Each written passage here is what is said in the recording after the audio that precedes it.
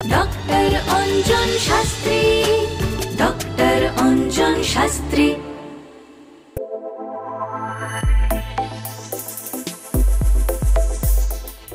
জ্যোতিষ অঞ্জনে আপনাদের সবাইকে স্বাগত জানাচ্ছি। আমি অনিন্দিতা একটি নতুন এপিসোড নিয়ে আপনাদের কাছে পৌঁছে গেছি এবং বুঝতেই পাচ্ছেন এই যে আগামী যে আমাদের এই যে আধ ঘন্টা আমরা কিন্তু আবারও একটা ইম্পর্টেন্ট কোনো একটি বিষয় নিয়ে আলোচনা করতে চলেছি। এই বছরটা কিন্তু গ্রহ নক্ষত্রের দিক থেকে দেখতে গেলে খুব ইম্পর্টেন্ট একটা বছর। এই বছর ভীষণ দ্রুত গ্রহ নক্ষত্রে চেঞ্জ হচ্ছে। অনেক নক্ষত্র বা গ্রহ এরম আছে বহু বছর বাদে, হয়তো অনেক একটা যুগ বাদে হয়তো তারা ট্রানজিট করছে।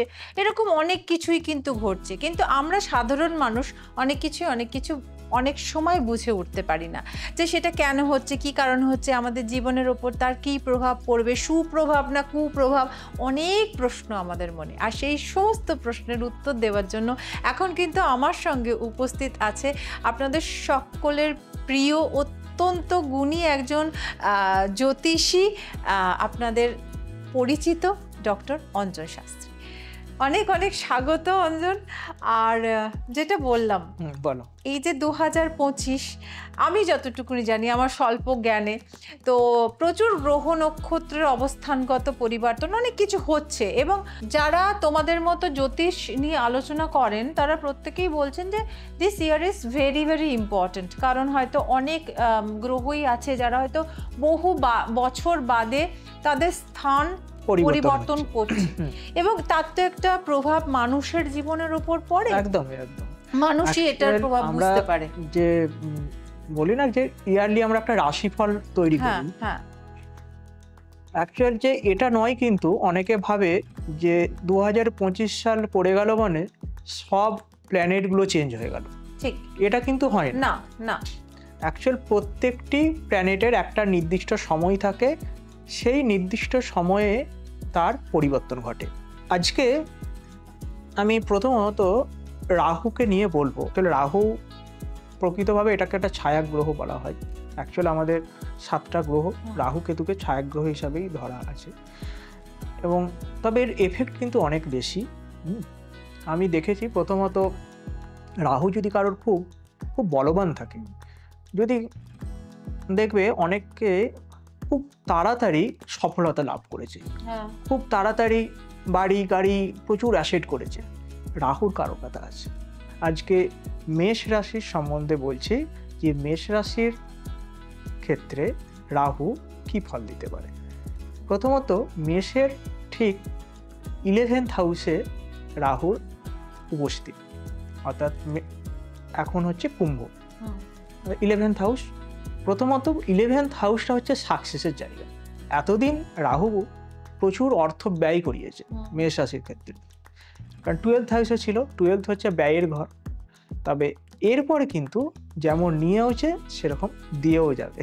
এই সময় কিন্তু যে কোনো বিজনেসের ক্ষেত্রে কিন্তু যথেষ্ট একটা সফলতা পাওয়ার সম্ভাবনা এবং বহুদিনের মনের আশা ইচ্ছাগুলো কিন্তু পূর্ণ হওয়ার একটা সম্ভাবনা থাকে। বৃষ রাশির ক্ষেত্রে রাহু 10th হাউসে অবস্থান করছে।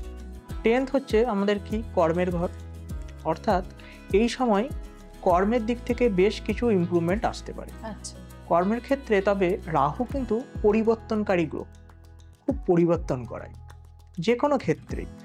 এবং এই সময় যদি কেউ হয়তো চাকুরি করছেন তাদের কিন্তু এই সময় হয় প্লেস পরিবর্তন হলো বা সে আরও হায়ার র্যাঙ্কে গেল, প্রমোশন হলো, কোনো না কোনোভাবে পরিবর্তন হবে। এবং বিশেষত আমরা একটা সবসময় কথা বলি যে ভাগ্য প্লাস চেষ্টা সমান ফল।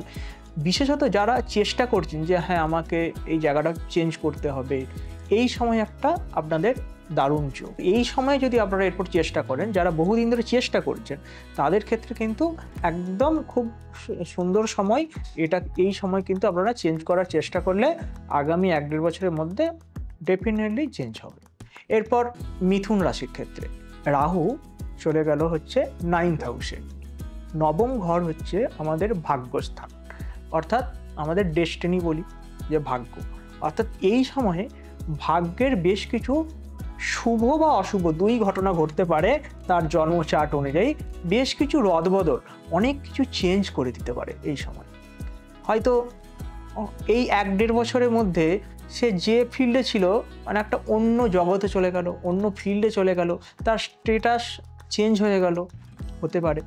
আবার ডাউনও হতে পারে। কর্কটের ক্ষেত্রে অষ্টম ঘরে রাহু প্রবেশ করছে, ঠিক আছে? অর্থাৎ অষ্টম ঘর কিন্তু খুব একটা শুভ ঘর নয়।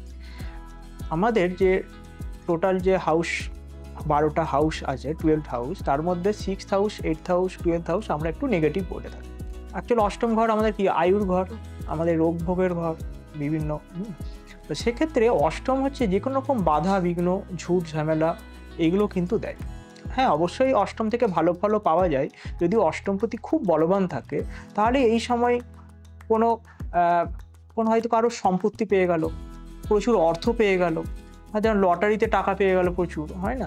অষ্টম থেকে ফাটকা কিছু লাভ, আনএক্সপেক্টেড গেন, এটাও যেমন হয়। অষ্টম থেকে ঝুট ঝামেলা, যে কোনো রকম অবস্ট্রাকশন, প্রচণ্ড এফোর্ট দিতে হচ্ছে, সেই অনুযায়ী সাকসেস আসছে না, এগুলোও কিন্তু হতে পারে। এরপর আমরা আসবো সিংহ। সিংহর ক্ষেত্রে সপ্তম ঘরে রাহুর প্রবেশ। তাহলে সপ্তম হাউসটা হচ্ছে কিসের? আমরা প্রথমত যেটা দেখি আমাদের বিবাহ স্থান। আমি প্রথমতই বলবো অনেক যারা অ্যাকচুয়াল প্রথমত যারা অবিবাহিত তাদের বিবাহ হওয়ার একটা সম্ভাবনা তৈরি করবে। আচ্ছা, মানে বিবাহ যোগ এখানে দেখা যাচ্ছে, বিবাহ যোগ একটা সৃষ্টি করছে। তবে হঠকারী কোনো ডিসিশন নেবেন না, কারণ রাহুর যে যোগটা অনেক সময় একটু ভুল ভ্রান্তি হয়ে যায়। মানে রাহু খুব প্রলোভন দেয়, মানে অ্যাকচুয়ালি যতটা দেখায় ততটা কিন্তু হয় না। মানে আমি এক ভেবে সব কিছু ঠিক করলাম, পরে দেখলাম অন্য এক রূপ দেখতে পাচ্ছি। এটা কিন্তু রাহুর একটা কারকতা থেকে তাও। এছাড়া 7th হাউস হচ্ছে আমাদের বিজনেসের জায়গা, ব্যবসা বাণিজ্যের ক্ষেত্রেও বেশ কিছু, যে বলেছিলাম যে কিছু পরিবর্তন আনতে পারে। আপনারাও বেশ কিছু পরিবর্তন করার যে চেষ্টা করছেন তারা অ্যাকচুয়াল করতে পারেন, কোনো অসুবিধা নেই। অর্থাৎ ব্যবসা ক্ষেত্রে বিশেষত যারা ফাটকা ব্যবসার সাথে জড়িত তাদের ক্ষেত্রে অবশ্যই খুব ভালো ফল দেবে। ডক্টর অঞ্জন শাস্ত্রী তার কর্মজীবনে সফলতার সঙ্গে এগিয়ে চলেছেন এবং এই সফলতার জন্যই, এত সুন্দর কাজ করবার জন্যই পৃথিবীর নানা ক্ষেত্র থেকে তিনি সম্মানিত হচ্ছেন এবং পুরস্কৃত হচ্ছেন। দেখে নেব তারই এক ঝলক।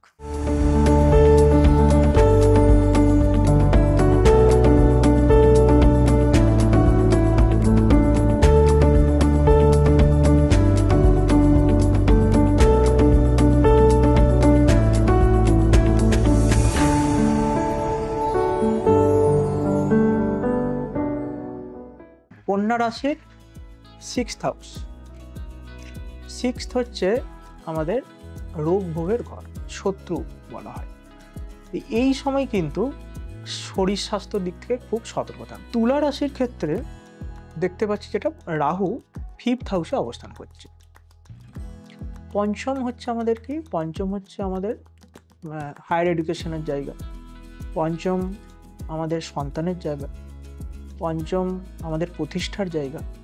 সেক্ষেত্রে প্রথমত বলবো যে সন্তানের দিক থেকে কিছু সমস্যা তৈরি হতে পারে, সন্তানের শরীর স্বাস্থ্য নিয়ে কিছু সমস্যা আসতে পারে, সেই দিকে সতর্ক থাকতে হবে। যারা কনসিপ্ট করেছে তাদের ক্ষেত্রে একটু সতর্ক থাকতে হবে, বা এই সময় যারা চিন্তা ভাবনা করছেন কনসিপ্ট করার তাদের ক্ষেত্রে আমার মনে হয় এই সময়টা একটু অ্যাভয়েড করলে ভালো হয়। আচ্ছা, এরপর যেটা বলবো যে এডুকেশনের ক্ষেত্রে রাহু এই সময় কিছুটা একটু নেগেটিভ ফল দিতে পারে।